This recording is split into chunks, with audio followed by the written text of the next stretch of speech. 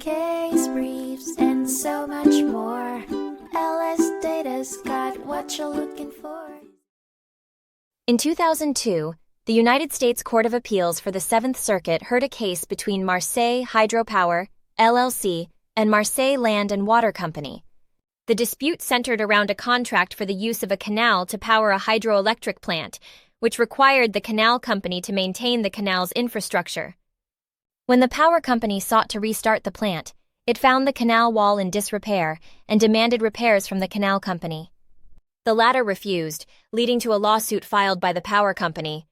Before the court could reach a decision, the canal wall collapsed, resulting in the power company ceasing rental payments until repairs were completed. The judge eventually ordered the power company to repair the wall and place a lien on the property for the cost. However, the ruling was unclear and unenforceable, causing confusion over which party should handle the case. The court ruled that the doctrine of primary jurisdiction did not apply and that it was under no obligation to refer the dispute to an administrative agency with expertise in the area of law.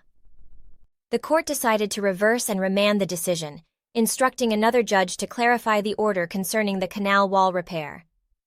It also allowed for the possibility of the canal company filing a lawsuit against Illinois Power Company.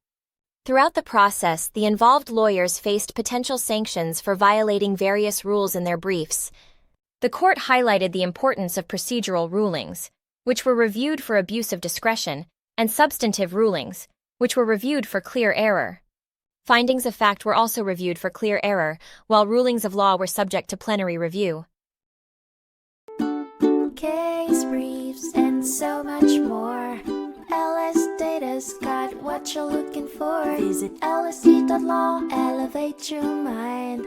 Leave the stress of class